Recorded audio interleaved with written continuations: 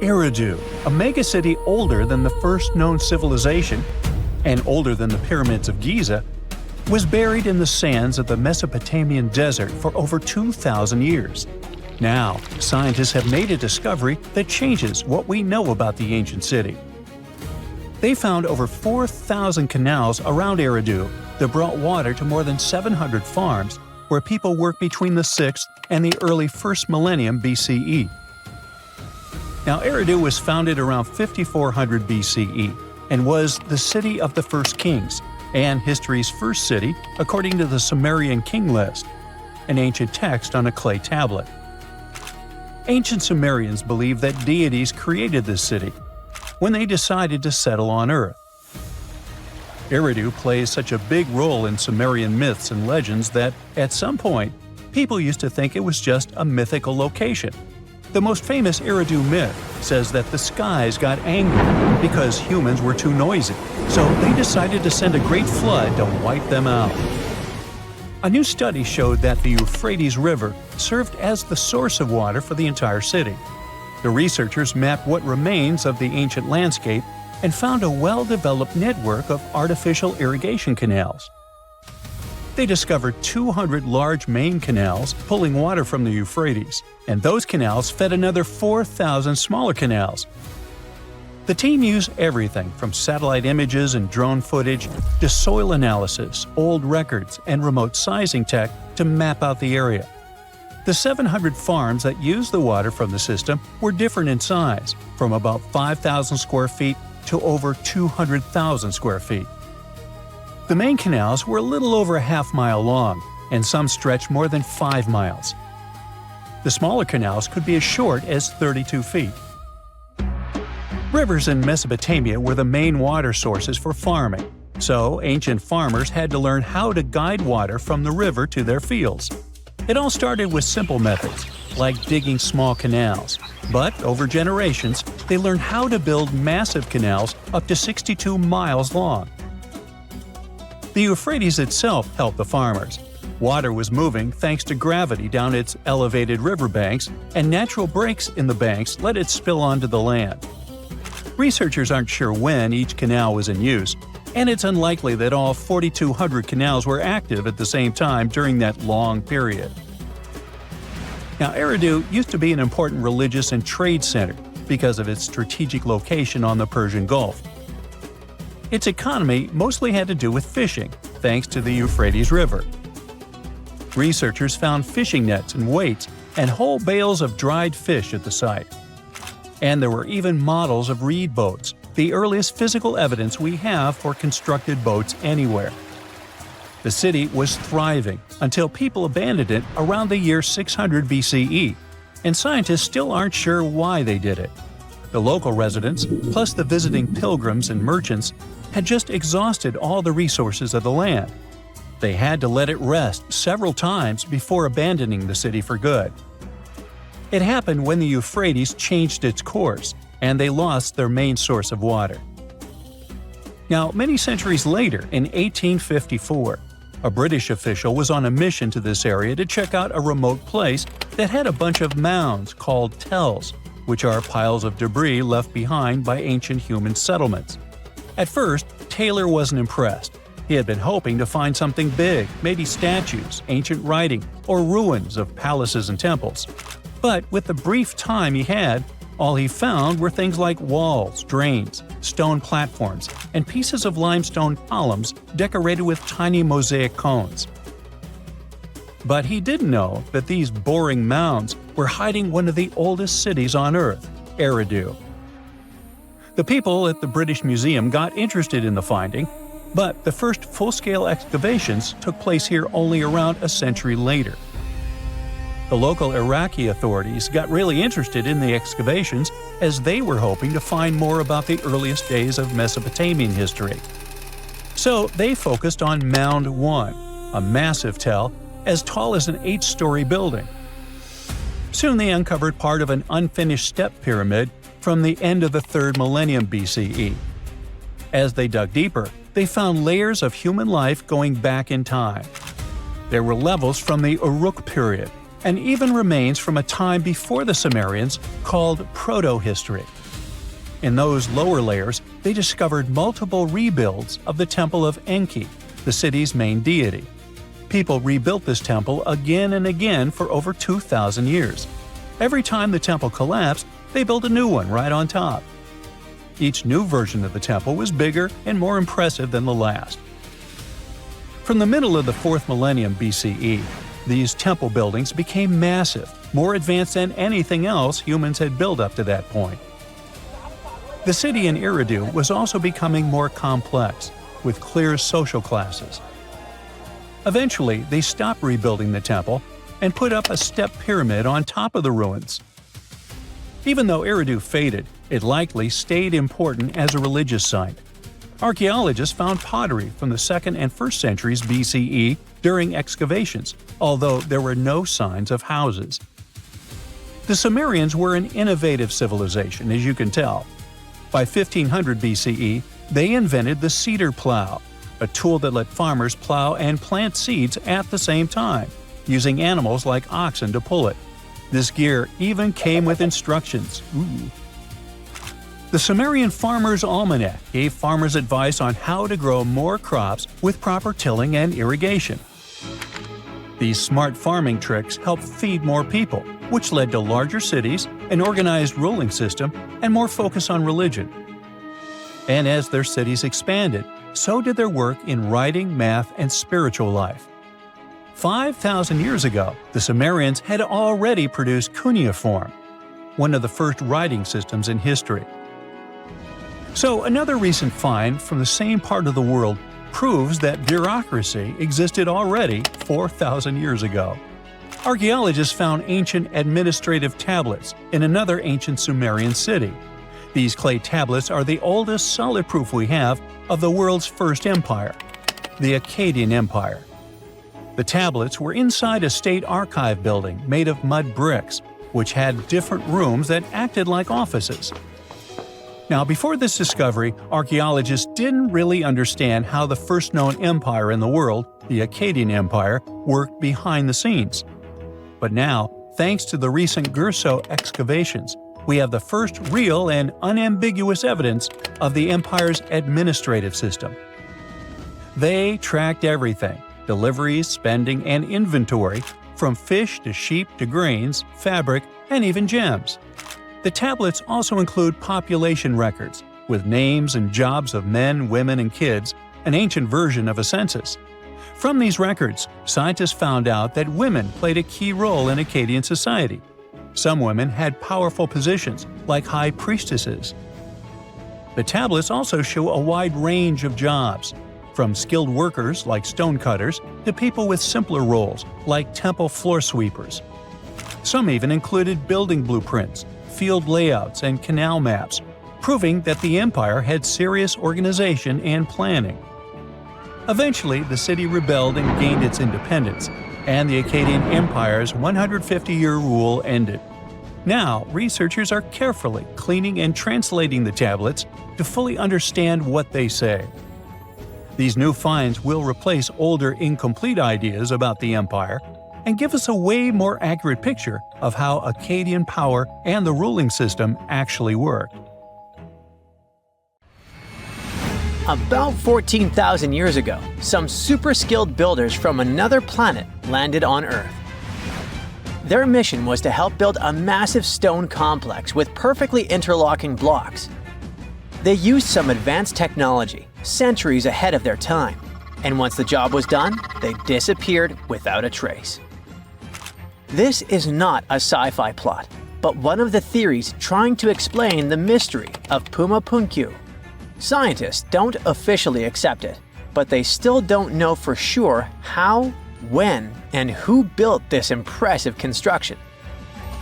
Puma Punku is part of the ancient city of Tiwanaku, near Lake Titicaca in Bolivia.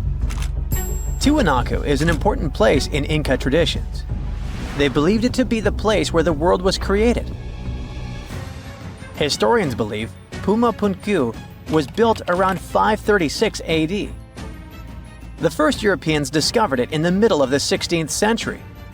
At the heart of Puma Punku, there is a huge, terraced platform filled with massive stone blocks, some as big as a school bus. The largest one weighs a jaw-dropping 131 tons. That's heavier than 20 elephants. Even the smaller rocks are as big as a couch. Archaeologists believe there were at least 5 big gateways, as well as several smaller ones that may have been part of a grand monument. The site is built using 2 types of stone, red sandstone and andesite, which is one of the hardest rocks on Earth. The 8-shaped blocks of the construction fit together like puzzle pieces. They all look the same, as if they were mass-produced in a factory. But that should have been impossible for an ancient civilization. Even the smaller rocks are as big as a couch. These blocks were carved with precise holes and grooves to fit together. Builders made perfectly straight lines, cut identical angles, created smooth surfaces, and drilled holes. Some scientists believe they may have used advanced techniques, but there's no record of the tools they used. It took another 1,000 years before other civilizations could match this level of precision. One of the biggest mysteries is how these enormous stones were transported. Puma Punku sits high up in the mountains at 12,600 feet above sea level. So high that even trees don't grow there. The builders didn't have wheels, cranes, or modern machines. Yet somehow, they moved these heavy blocks miles from their original locations. Some scientists think they used llama skin ropes and ramps, but no one really knows for sure. The most commonly accepted version is that the Tiwanaku civilization, which thrived in the region between 500 and 1000 CE, built this impressive site. The complex was enormous and had many different areas. A western court, a large open area in the center, and an eastern court that was surrounded by walls. Long ago, it must have been incredibly beautiful, with polished metal plaques shimmering in the sunlight, brightly colored fabrics and ceramics decorating the buildings, and people in elaborate costumes walking through the plaza. But something doesn't add up here, as the Tiwanaku people never wrote down how they built Puma Punku. They would have probably left some clues if they had accomplished something like this. Plus, the Tiwanaku people didn't have the high-tech equipment needed to carve and move giant stone blocks with perfect precision. The architectural historians who first studied the place professionally concluded that a hammerstone couldn't have done such a fine job. They found no metal tools that were used in the construction process. That's why they suggested they might have used some unconventional tools the historians didn't even recognize as tools. There's a theory that these ancient builders might have had a way to soften stone to make it easy to carve before it hardened again. Or maybe they poured liquid stone into molds, just like we make concrete today. If it's true, this would mean an advanced civilization existed in South America long before we thought. Some researchers even think it had to do with the theory of Atlantis or other lost civilizations that may have had immense knowledge before a global catastrophe wiped them out. Local legends say that powerful deities used incredible powers to lift and shape the massive stone blocks. And some people believe Puma Punku was so advanced that the builders must have had help from visitors from outer space. The perfect cuts and massive stones look like something from modern construction. The supporters of this theory also say that some carvings at Tiwanaku show figures wearing helmet-like shapes, so they could be left by space travelers. Scientists from the University of California, Los Angeles, decided to officially debunk this theory. They created a digital model of Puma Punku using super precise measurements from historical records. Then, they used a 3D printer to make a miniature version of the site at 4% of its original size. Once the pieces were printed, the team sorted them by size, shape, and design, like a giant puzzle. They noticed that some blocks had special grooves for holding metal clamps, and others had ornamental carvings. When they finished their model, they realized one of the buildings had a very familiar design. It looked just like structures from 2 nearby sites. This was solid proof that Puma Punku was built by humans, not visitors from outer space. Over the centuries, people stole stones from Puma Punku and moved them around. This made things even more confusing for archaeologists. UCLA team created a digital archive, so researchers all over the world can now study the site without traveling to Bolivia. So maybe we'll hear about the new twists in this mystery soon. Another construction from the past that still impresses us with extreme precision is the Serapeum of Saqqara, a burial place built around 3,000 to 3,500 years ago. A French scientist accidentally discovered it in 1850. Inside the Serapeum, he found a long underground hallway. On both sides of the hallway, there were giant stone rooms, and inside those rooms, there were huge granite sarcophagi. These sarcophagi were not built for people, but for the sacred Apis bulls. These bulls were treated like royalty, as the people believed they were chosen by deities. The Egyptians believed these bulls were the incarnations of the deity Ptah and had magical powers to protect their kingdom. Some of the stone boxes inside the Serapeum weighed around 70 tons. They were made with perfectly straight angles and smooth surfaces. Scientists noted roller marks on the floor and found wooden winches with levers, which the Egyptians likely used to move the sarcophagi. Since the burial chambers were lower than the hallway floor, workers filled them with sand, rolled the sarcophagus into place, and then slowly removed the sand to lower it perfectly into position. A stone inscription found in the Serapeum said it took 28 days just to move one of these stone boxes. Even though these sarcophagi were meant for bulls, they were way bigger than needed. Pharaohs, who were the rulers of Egypt, were buried in tiny coffins. So it's really weird that these boxes were so enormous. Another question is why they used granite, which is so hard to carve, instead of limestone. Some people believe the stone boxes weren't just tombs. They might have been ancient energy generators. The Egyptians knew about fermentation. If someone placed food or meat inside a perfectly sealed granite box and let fermentation happen, pressure would build up inside. Granite contains quartz, a special crystal that creates electricity when squeezed. As pressure increased, the box's lid could pop open, releasing gas. Ancient drawings found in the Serapeum show stones stacked on top of the boxes, which might have been used to make the lids even heavier and help produce more electricity. Thousands of years later, when explorers opened these boxes, they only found bull bones, maybe because all the organic material had disappeared over time. Scientists still aren't sure if the massive stone boxes were actually ancient energy systems, so the mystery lives on. Humans invest a lot of time and money exploring the unknown. First outer space, then the ocean floor. But there's another frontier we're trying to conquer. Scientists call it the deep frontier. I'm talking about how far down to the Earth's core we've made it so far. During the 60s, humans tried digging the deepest man-made hole on Earth. This took us deep into the Arctic Circle. What later became known as the super deep borehole is also the deepest artificial point on Earth, reaching the depth of 40,230 feet.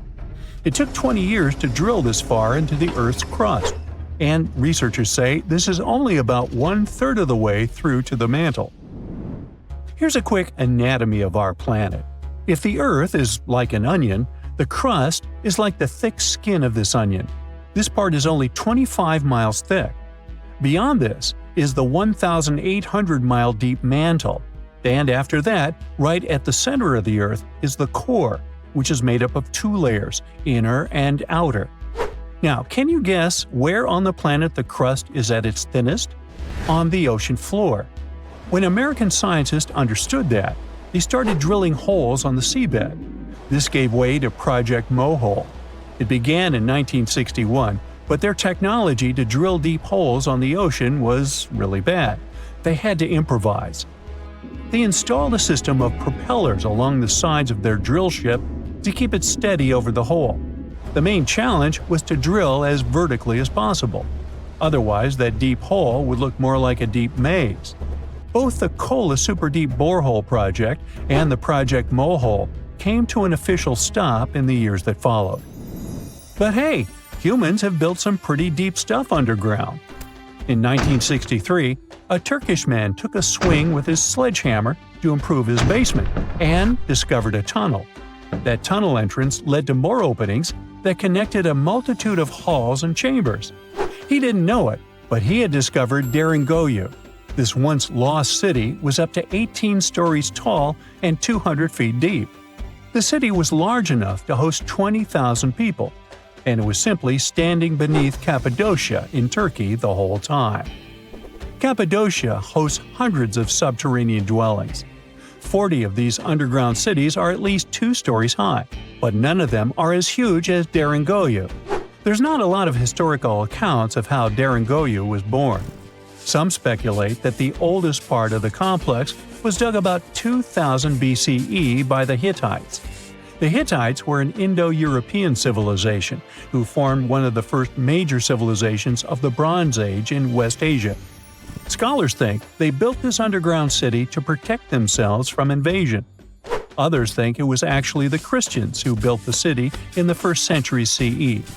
They speculate that it could have been constructed to protect people from the intense temperature variations, extreme heat in summer and freezing cold in winter. Geographically, the terrain under Cappadocia is great for building. The rocks are soft, which makes tunneling easier. For that same reason, opening large caves underground is fragile. That's why most chambers have pillars that support them. On the bright side, and we are, none of the floors at Deringoyu have ever collapsed. The builders of Deringoyu thought of everything. The city was shut off from the world by huge rocks that hid its entrance. It was ventilated by a total of more than 15,000 shafts, around 10 centimeters wide. This way, they guaranteed enough breathing air in the upper levels in a way that they ended up being used as the living and sleeping quarters. The lower levels of this impressive maze were mainly used for storage. But honestly, they had it all: a room for a wine press, for domestic animals, small religious buildings. They certainly didn't spare any efforts to make that underground city as complete as an above-ground one. Now, speaking of impressive underground stuff, Switzerland has the longest tunnel in the world, built here on the Swiss Alps. This absurdly huge tunnel was built over 8,000 feet below the surface. Check this out. This is what the Gotthard-based tunnel looks like. The first idea to build the tunnel was put forward as early as 1947, but construction only officially began in 1999. It took them years to approve the project and then scout for the perfect location.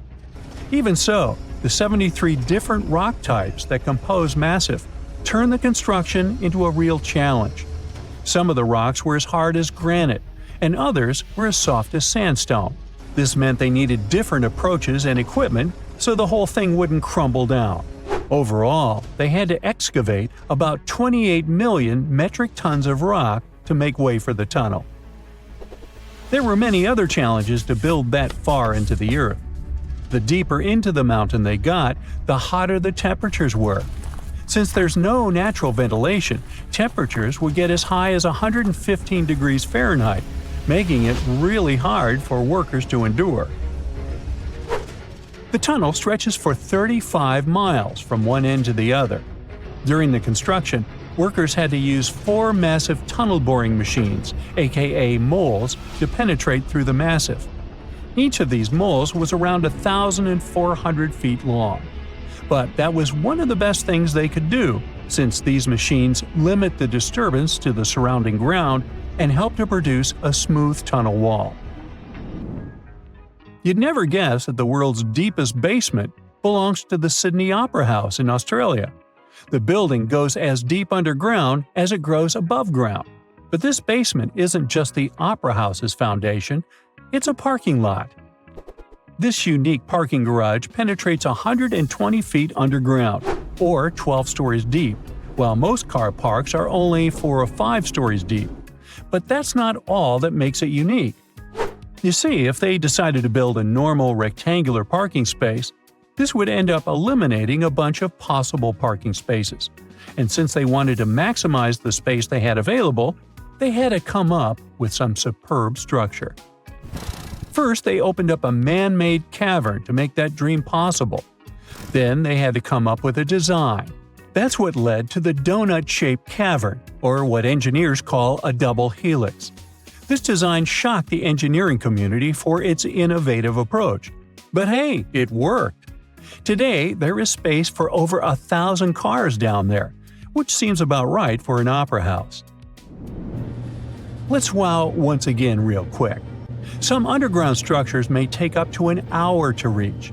Take this gold mine in South Africa that lies around 2.5 miles below the surface. Yeah, you may think, hey, it's just a couple of miles, why does it take an hour to get there? But the conditions are hard and it's not for the weak. But Milan Ladina, an Ecuadorian runner, even completed a half marathon there, despite temperatures reaching 104 degrees Fahrenheit, high humidity at 80%, and an atmospheric pressure of 1.4, comparable to what divers experience 5 meters under the sea. Yikes! Now, let's assume that another species, whether humanoid or dolphin-like, could have existed millions of years ago. How do we find their traces? There was a Doctor Who episode about a non-human industrial civilization on Earth that existed long before us. These reptiles, called Silurians, were forced deep underground by a catastrophic rise of temperatures on Earth, and there they thrived for centuries. That inspired scientists to create the so-called Silurian hypothesis. If there was an advanced civilization before us, we should find their traces somewhere. Well, let's try. Climatologist Gavin Schmidt and astrophysicist Adam Frank decided to dive into this themselves. Like us, any technologically advanced civilization would be hungry for energy. So they looked for global effects that would leave a widespread mark. For example, hints of large-scale industrial processes, like plants and factories, and their leftovers. Then comes the question of how long these civilizations would last. If they existed for a long time, we should look for long-lasting signs, like residues from burning fossil fuels, mass extinctions, synthetic chemicals not found in nature, and even traces of nuclear fission. Basically, we should search for the same kinds of things that humans are currently leaving behind as evidence of our activities. Unfortunately, this evidence isn't that easy to find. Let's imagine an unsettling scenario if humanity suddenly disappeared. Even though it seems like we've left a lot of changes on our planet, the future civilization millions of years from now would struggle to find any remnants of our existence. Why? Well, our planet has existed for 4.5 billion years. Complex life on Earth has existed for more than 400 million years. Compared to that, our industrial period only lasted around 300 years, and we haven't left any significant traces. Our record of Earth's history is full of gaps, especially the further back you look. The fossil record captures only some things, being very selective and incomplete. On average, one fossil emerges every 10,000 years, and dinosaur footprints are even rarer. Mountains rise, oceans change, and plate tectonics can easily wipe out evidence of entire civilizations. After a couple of million years, chances are any physical signs of a civilization would disappear. In order to find at least something, we have to look for things like odd sediment patterns or unusual isotopic ratios. Also, fossils mostly form in water, leaving us in the dark about creatures on land or in the jungles. So even if there was a technologically advanced society millions of years in the past, and even if they were far more advanced than us, we might struggle to find any clues of its existence. Frank and Schmidt try to understand how we could ever hope to spot signs of them. Discovering actual cities would be the ultimate proof of a Silurian-style civilization on Earth. But Adam Frank isn't too optimistic. Even now, our cities cover less than 3% of the surface, making it easy to miss ancient city ruins. Whether a city survives over tens of millions of years depends on whether the land around it is sinking, getting locked into a rock, or rising, getting worn away by rain and wind.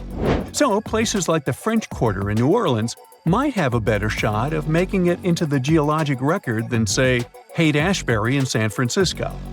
When it comes to finding artifacts, the odds are pretty slim as well.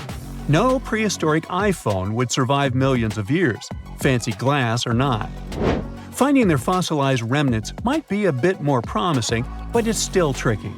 Considering modern humans have only been around for about 100,000 years, it's quite possible that we might overlook any traces of an earlier advanced species. There is one thing, though.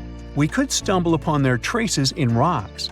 Our current chaotic era might leave a distinct mark on the Earth's geological history, especially since we're basically experiencing PTM 2.0. I'll get to that in a moment. So they try to look at the changes in the carbon cycle. Humans have been releasing a lot of fossil carbon since the 18th century. This leaves a special mark in the carbon isotope ratio, like a signature that shows the difference between carbon in living things, such as seashells, and carbon in lifeless volcanic rock. Scientists also look for signs in the way sediments are arranged. Large coastal deltas might mean that there were bigger rivers made by folks in this hypothetical civilization. Traces of nitrogen could suggest big-scale farming, where they used a lot of fertilizer. Spikes in metal levels in the sediment could mean runoff from heavy industries. Of course, a single find like that wouldn't tell us anything. Schmidt says the key is to look for multiple signs together. Without clear artifacts, the uniqueness of an event might show in various clues rather than a set of changes linked to a single cause. On a quest for Silurian-style clues, scientists even decided to check the Moon. Some astronomers find it surprising that no one has looked into this before. They even joked about the possibility of dinosaurs building rockets and leaving traces on the Moon or other celestial bodies. These astronomers think that Earth-like planets tend to erase signs of civilizations on their surfaces. So they're exploring the wild notion that these beings might have been space travelers. In that case, remnants of their technology, known as technosignatures, could be lurking not only on our Moon but also on asteroids, or even buried on Mars. There they might endure for millions or even billions of years. Unfortunately, so far, despite digging into the past 380 million years and examining all suspicious events, the researchers haven't found a clear match for a technological civilization. They don't give up, though. Frank calls for more investigation. For example, we could study how modern industrial chemicals stick around in ocean sediments. This, he believes, could help us identify similar chemical traces in the Earth's history. If there are no traces, why do we even bother to find something like that? This research is based on Schmidt and Frank's recent papers. They were delving into the Anthropocene. It's the proposed epoch dominated by human activities on Earth. It's full of these things called hyperthermals. They're prehistoric events when temperatures on Earth sharply increased over a relatively short time. They're like extreme heat waves from the past. A great example of this is the Paleocene-Eocene thermal maximum, or PETM for short. It happened around 55.5 million years ago and saw a rapid rise in global temperatures. Over 200,000 years, the average temperature on Earth jumped from about 9 to 14 degrees Fahrenheit. We studied these hyperthermals to understand how they occurred, from natural causes or human activities. So, these hyperthermals sparked the genesis of Frank and Schmidt's research. To study them, scientists started examining chemical signals and tracers left in rocks. When doing that, Schmidt and Frank uncovered some eerie parallels between all the climate issues we have today and past periods of rapid temperature shifts. There's a close similarity between the PETM and other hyperthermal events. So all this work isn't just about solving a historical mystery. Understanding our impact on the environment can guide us to finding better ways to live in harmony with the planet and avoid becoming a forgotten species in the future. Our Milky Way is filled with lots of planets that could be just right for life, but we don't know if there are other civilizations out there. Earth is the only place we know of with living beings.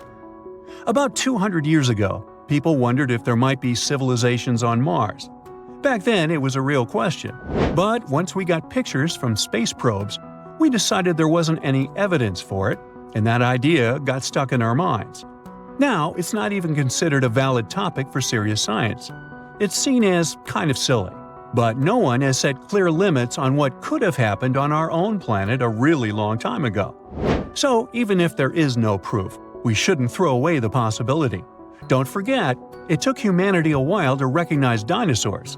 Maybe Silurians are just patiently waiting for their time. At some point in its long and very interesting history, our dear planet Earth was sort of snoozing, just doing its planetary thing, spinning around the sun. And then, bam, life starts getting fancy.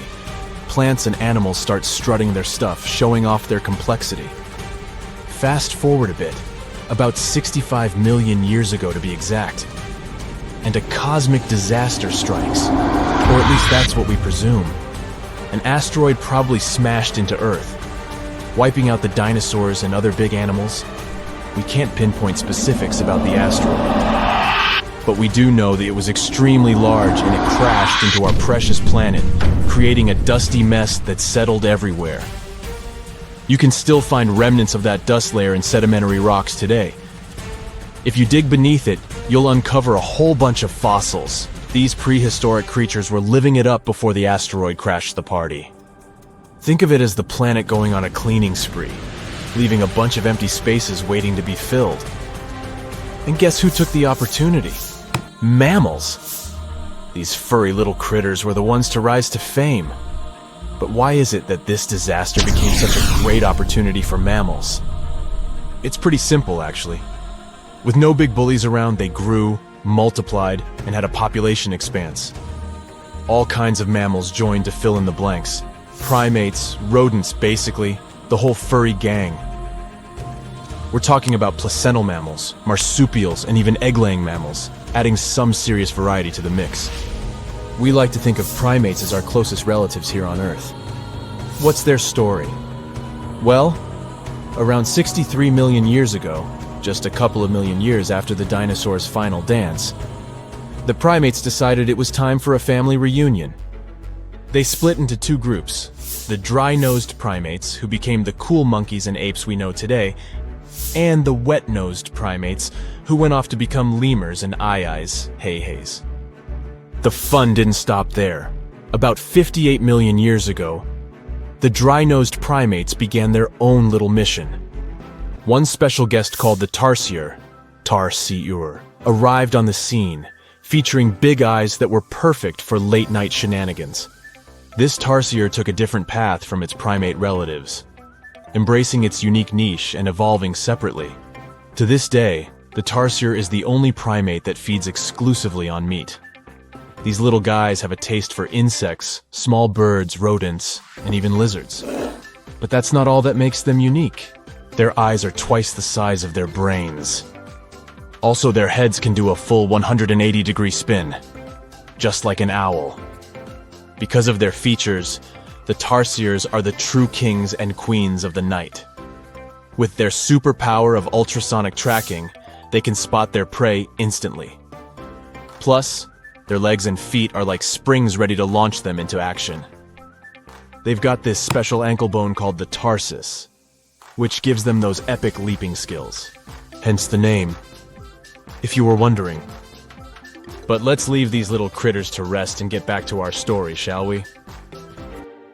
About 55 million years ago, the Earth cranked up the heat, literally. This sudden hot pod was a bit too much for many deep ocean dwellers and plants to handle, and they bid their farewells. But hey, every goodbye is an opportunity for something new, right? The oceanic mammals known as cetaceans, saw their chance and took it. They splashed into those empty niches, becoming the rulers of the sea. In this category of creatures, you can find the blue whale and the dolphin. A special primate guest made an appearance around 47 million years ago. Scientists now affectionately call the fossil of such a creature Ida. This little wonder caused quite a stir, initially hailed as the missing link in human evolution. But here's the hilarious part. It turned out Ida was not one of us dry-nosed primates, but a cheeky wet-nosed one. Moving forward to 40 million years ago, this is when another big event happened in the primate world.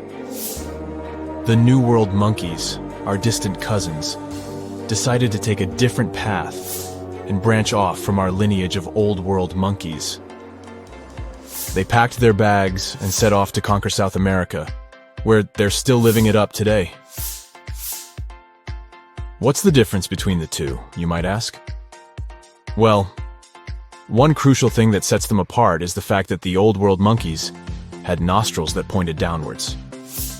Around 25 million years ago, another troop of apes entered the scene, and these guys had something special: the lack of a tail. These unique creatures would go on to become our closest relatives.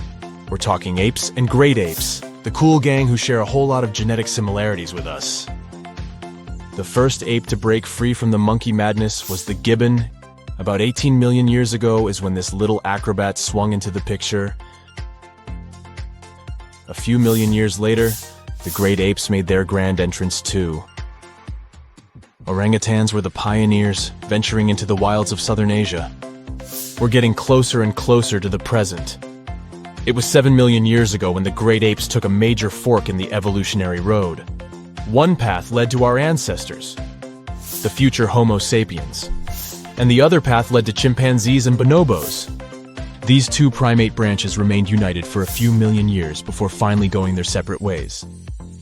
5.6 million years ago, a game-changing ape called Ardipithecus made its way into our evolutionary history. It had a special talent: bipedalism. That's right, this was one of the first apes to walk on 2 feet, probably making its primate buddies raise an eyebrow or two. The real showstoppers, however, arrived around 4 million years ago: the Australopithecus crew. These were the earliest members of the Hominina hominina subtribe, our tribe. What made them so special? Well, probably the fact that they brought some serious tools to the game. Stone tools, to be precise. It seems that at some point in their evolution, these clever primates started using stones to make their lives easier. Now here comes a crucial turning point in our story. About 2 million years ago, our ancestors faced a food shortage. Survival of the fittest was the name of the game, and 2 strategies emerged. Group 1 went for stronger jaws, allowing them to chomp on tough foods like nuts. Group 2 had a different idea. They opted for weaker jaws, but bigger brains. They wanted access to a wider range of food options. Obviously, the bigger-brained group took the prize. And here's where our gang comes into play. Around 2.5 million years ago, a type of primate also known as handyman made its mark on history. These clever beings had larger brains and knew how to put those neurons to good use. About 1.9 million years ago, a new star emerged, Homo erectus. These creatures not only walked upright, but also had brains that were almost twice the size of the handyman's. They took the world by surprise, becoming the first of our direct ancestors to venture out of the African continent. They even knew how to tame fire. Approximately 700,000 years ago, the world witnessed a culinary revolution. The earliest evidence of cooking appeared. And around 500,000 years ago, our ancestors decided it was time to become a bit more fashionable, donning the first evidence of clothing. Our very own species came to be just 300,000 years ago. Told you we were late to the party. But the world was never the same after the appearance of Homo sapiens, the anatomically modern humans. Alongside our other relatives, we emerged, ready to conquer the world with our innovative minds and complex societies. The exact path of our evolution remains a bit of a mystery. But what we do know for sure is that Neanderthals joined the party around at some point too. As Homo sapiens flourished, so did our capacity for language. Modern speech is believed to have emerged almost hand in hand with our species. We started expressing ourselves, sharing stories, and shaping the world with our words. So, there you have it. It took 13.8 billion years of cosmic history for humans to make their entrance. Think about it. 99.998% of the time since the Big Bang, we weren't even around. Our species, Homo sapiens, is the toddler of the Earth's family. existing for just the tiniest fraction of the universe's timeline. Yet, in this blink of an eye, we've managed to unravel the entire story that led to our existence. The story won't end with us. It's an ongoing saga, still being written with every passing moment.